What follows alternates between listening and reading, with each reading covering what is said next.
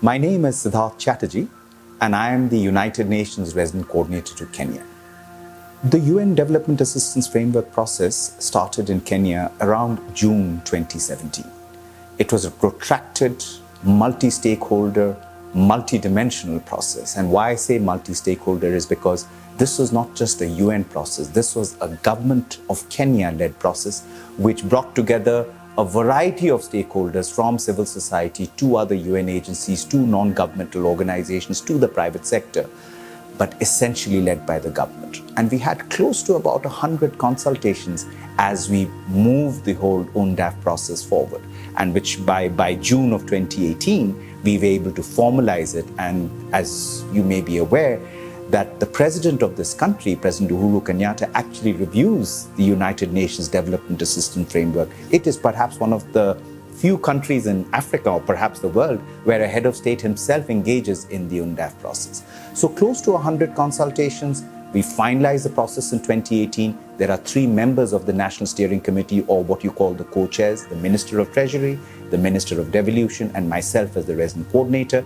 23 UN agencies signed the United Nations Development Assistance Framework, and this includes the World Bank and the IMF. So essentially, this process was highly collaborative. It was highly informative. It involved all stakeholders from the national level to the county level, because the Council of Governors was actively involved in this.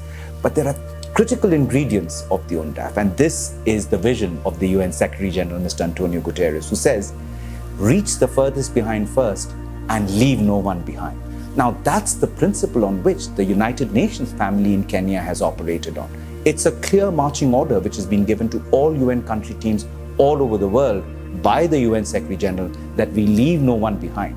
And that means that we are also focusing our attention on traditional, hard-to-reach areas, places which have the worst human development indicators, places which have problems of internecine localized conflicts, such as the ones between the different pastoralist groups, or the scourge of violent extremism. The UNDAF itself is in 3 major pillars: the political pillar, the economic pillar, and the social pillar.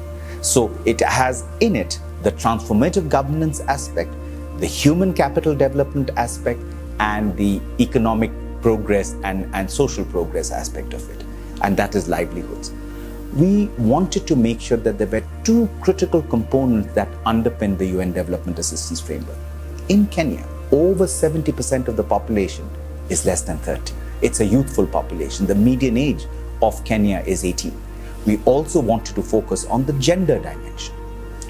Close to 54% of Kenya's population is women. And if you look at nation states that have progressed, we wanted to put a particular focus on these 2, because ultimately, when you have young people who are empowered, who are properly employed, who have opportunities, you actually start seeing social stability, you see economic growth, just the way the Asian tigers progressed in the 60s and the 70s, and just the way that Western Europe progressed. The UNDAF process by itself is about harmonizing the work of all the United Nations system to deliver on the vision of the country, which is Vision 2030, which is the MTP3, the Sustainable Development Goals. But what is really driving it is the President of Kenya's Big 4 development agenda, which is about universal health coverage, which is about affordable housing, which is about agriculture and food security, which is about manufacturing. In Kenya, close to 1 million Kenyans fall into poverty each year because of an out-of-pocket health shock. What we want to make sure is that no Kenyan ever goes through the tragedy of getting into poverty simply because healthcare is unaffordable. And that is why we joined up with the government on making sure the SDG 3, or universal health coverage, is properly accomplished. Now, the importance of this is, if you look historically at the way the Western Europe grew, as the way the Asian tigers grew, they got universal health coverage right. So I commend the country. I commend the policy direction that the country has taken, that it has prioritized universal health coverage. From a business point of view, health is going to be a $300 billion business in Africa by 2030. Kenya can get ahead of the curve. And here we want to make sure that we use big data and technology and innovation to leapfrog on universal health coverage, which is possible. What took Europe 20 to 25 years, I feel we can do it in 5 to 6 years.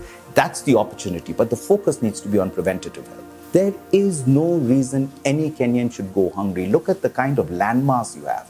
Look at the human capital that you have. Agriculture and food security is going to be absolutely essential, because if you're looking at Kenya's population, which was in 1956 the same as Sweden, 7 million. Today, Sweden's population is 10.9 million, Kenya's population is 46 million. By 2030, Kenya's population will be 65 million, and by 2050, Kenya's population will be 100 million. By 2050, Africa's population will be 2.3 billion, of which 850 million will be young people. By 2050, the world's population will be close to 10 billion. The world will need to be fed. Kenya can get ahead of the curve by actually having food security and agriculture and becoming the breadbasket for Africa. Now, here is another statistical fact. By 2030, we expect agribusiness, and this is research by the World Bank and the Africa Development Bank, will be $1 trillion worth. Again, an opportunity for Kenya to get ahead. And again, it goes back to the three critical issues of big data, technology, and innovation that allows us to move the needle forward, leapfrog in what is called the Green Revolution, which happened in India in the 1960s. So there is actually a human development aspect to it. To get out of poverty, we've seen that agriculture alone, which is SDG 2, can actually pull maximum number of people out of poverty. The challenge we are facing is that the median age of a Kenyan farmer is 62.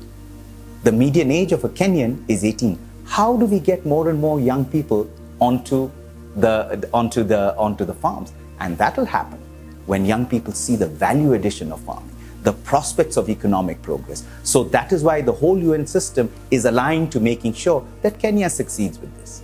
Affordable housing. Today, for example, Kenya has a shortfall of 2 million houses at the moment in terms of the affordable space. The country wants to build 500,000 houses by 2022. Why should we not embrace technology and innovation to leapfrog housing as well? Today, there are 3D printed houses being constructed in countries like El Salvador, where a house takes 8 hours to build, and the average price of a house is less than $4,000 or 400,000 shillings.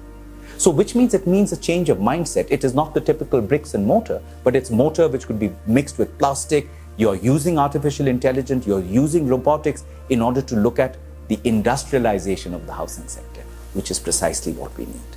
Because of the population growth, housing will be in demand. Again, it makes good economic sense to invest in that.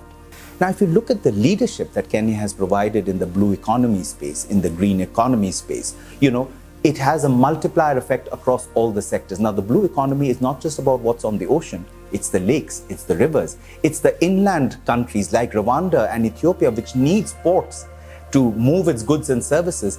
The blue economy is the greatest opportunity for the success of the Africa Free Trade Agreement, because with the free movement of goods, services, and people, this has to move, not just within Africa, but out of Africa. You need strong ports, you need strong port infrastructure. Again, Kenya can prove leadership here. So our entire UNDAF also ensures that the 4 critical development priorities that the President has stated has been included in that. And what we've done is essentially made sure that we've analyzed the 4 development agenda priorities. And guess what? We actually found that if we get the 4 right, it has a multiplier effect across all the 17 goals. So again, I commend the vision of the country, I commend the leadership of the country, and as the UN system, we are completely in lockstep with the government of Kenya. Kenya is moving into a middle income country status. It is not going to be the same aid model that it used to get from other countries, from the more developed countries. Kenya can actually be an incubator of public-private partnerships and innovation, which already, it is really the hotbed of many sorts of innovations. In fact, it's second only to Sweden in terms of M-Pesa and cashless transactions. So I feel that by crowding in private sector investment is where the growth potential is going to be, is where the jobs are going to be, is where the sustainability is going to be. And this is why the UN also has what is called a Sustainable Development Goals Public-Private Partnership Platform with the government of Kenya, which has close to 17 companies which have joined up. And the whole purpose is to co-create big ticket items, big opportunities in health, in education, in water, in infrastructure, in housing, in agriculture, in order to allow Kenya to find the financing rather than the funding. So it's going from funding to financing, and this is where we intend to walk the journey with Kenya, not only for the achievement of the SDGs 2030, but to also look at the longer term of the Africa 2063 vision articulated by the African Union. All of this comes together is when you have a youthful population which is in school, or it is in training, or it is gainfully employed. That is why the President of Kenya has been chosen as a global leader by the UN system, led by UNICEF, on an initiative known as the Generation Unlimited. It is the unlimited potential of the youth of Kenya and of Africa, which is going to be the new segue of global prosperity, because the rest of the world is aging. Western Europe is aging. The Asian tigers are aging. New markets have to be found. So what we are talking about is the Generation Unlimited, which blends the public sector, the private sector, UN system, civil society, governments coming together and really realizing the true economic potential of nation states. But the real drivers of that change are going to be young people. So it's not lost on anybody that young people will have to be the focus, and this is precisely what the UN Development Assistance Framework is all about. Now, if you look at Western Europe or you look at the Asian tigers, while they're aging, keep in mind they grew rich before they grew old. Now is our opportunity here in Africa and in Kenya that we need to get rich too before we start to age. I have seen the work which has happened in the northeastern counties. I worked there as UNFPA, where together with the government of Kenya, the UN system, WHO, UNICEF, UNFPA, together with the private sector, 6 companies joined actually: Safaricom, Huawei, Kenya Healthcare Federation, Merck, Philips, and basically in a matter of 3 years, we were able to reduce maternal mortality ratios in counties like Mandera, Wajir, Marsabit, Lamu, Isiolo, Garissa. Nobody thought it was ever possible. But here the leadership of the First Lady of Kenya has been crucial. She actually created an ecosystem of change. She brought the issue of maternal health and public health from the periphery of people's consciousness right into the center of public policy. And that is why the country is making progress. So the cross-border initiative started between Kenya and Ethiopia, and I give great credit to my predecessor, Ms. Nardos Bekele Thomas, who used to be the resident coordinator here, of actually initiating this with the government of Kenya and the government of Ethiopia. 7th of December 2015, the heads of state, President Kenyatta and Prime Minister Haile Mariam, came together in Moyale County, in Marsabit County, and signed an MOU. That is where we've seen a complete change in things in Moyale. For example, more development has come in there, more peace has come in there, and this responds to what the Secretary General has been repeatedly saying in terms of his triple nexus of peace, humanitarian action, and development. We are talking about prevention. Prevention means you have to address issues of humanitarian action, you have to address issues of development, you have to address issues of poverty. So this model was actually reviewed, this cross-border program was reviewed by the United Nations University of Japan, and they actually called it a global best practice. We have seen a reduction of violent extremism there. We have seen a reduction of localized conflicts on that side. So there's a huge potential of unleashing this as the cross-border program starts to expand, and we are starting that with Uganda. We are soon starting that in the Mandera Triangle with Somalia and Ethiopia. Now, for the Africa Free Trade Agreement to succeed, it's not the challenges of interstate issues, it is the internecine nature of very porous borders. So if we have safe and secure borders, and if we focus our attention, because that has been the periphery all this time, and we are bringing the periphery to the center of our development programs, this is going to change the game. So trust me, by 2030, we would actually see an Africa which has the potential of reaching a double-digit economic growth. As far as Kenya is concerned, I'm 100% sure that's going to happen. When I said that agriculture is going to be a $1 trillion industry, it's not just the food, it's also the livestock, it's the blue economy where you start growing fish farms on land because of the pollution in the oceans. The opportunities are limitless, but when you go to northeastern counties, what surprises me is the absence of good abattoirs, is the absence of good leather tanneries. That potential has to be exploited, is the absence of proper dairy farming, where the entire value chain and the cold chain can be preserved and these goods and services can move globally. I'm quite confident with devolution which has taken place, it opens up many opportunities in terms of bringing this kind of public-private partnerships. But I'm not talking about a one-off project. we are talking about scale. We want to impact the lives of millions and millions of people. It's not about one county or 10, it's about the 47 counties of this country. Essentially, as the UN reforms have taken place, the Secretary General is very clear. He expects the UN to deliver as one. He expects the UN to be fit for purpose. He expects the UN to be completely in lockstep with the national priorities and to help and support the government in the delivery of its national priorities. In Kenya, we are lucky that we've got a very, very good UN country team.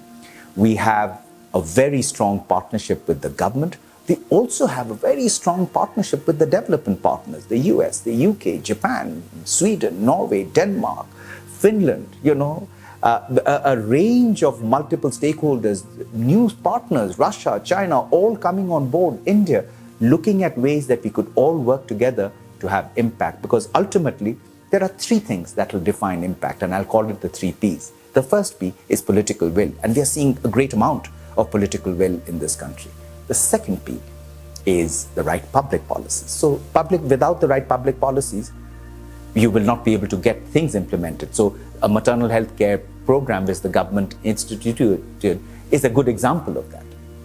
And the third is partnerships, which is what SDG 17 speaks to, is a range of unorthodox variety of partnerships where the UN, the United Nations family, uses its convening power to bring a range of partners together. And we're already seeing that. Over the last 3 years, the 1/3 reduction of maternal mortality ratios in the northeastern counties would not have happened had we been operating in isolation. So like John Donne has said, that no man is an island, every man is a piece of the continent. And I go with the further aspect on youth. And it was President Roosevelt who said that we may not be able to build a future for the youth, but we certainly can build the youth for the future. And this is the kind of vision I feel we as the UN system have aligned to President Kenyatta's own vision and to that of the whole government and the people of Kenya, that we need to advance the youth agenda of this country. Any new idea takes time, and change takes time. But what we've tried to do is, we don't have the luxury of time. So we've tried to speed up a whole lot of things.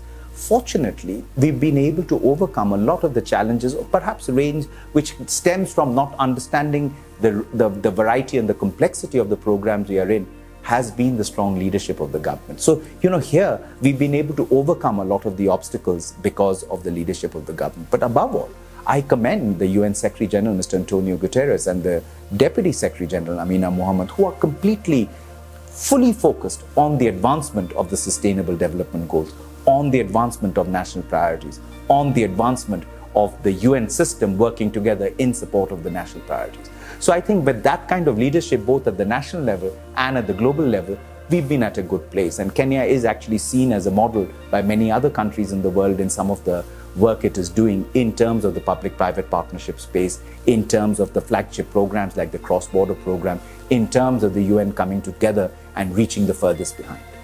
A UN which is fit for purpose. Now, to be fit for purpose, we cannot be with the same old mindset. That mindset was important at a particular time. Now, we have to go from projects to large-scale programs. We have to be far more entrepreneurial. We have to be far more collective. We have to be far more joined up. We have to use all our comparative resources, our financial, intellectual, political capital to be able to help the government deliver on the promises it has made to its people. And that is what the UN family in Kenya is fully committed to do. The take-home message for me is, it was George Bernard Shaw who once said that some people see things as they are and ask why. And some dream things that never was and ask why not. We have to be in that why not moment. We have to be dreaming big. And while we are dreaming big, at the same time, we have to put the foundation underneath it. So I believe we should all be inspired by that vision and that statement of George Bernard Shaw to advance the development agenda of this country.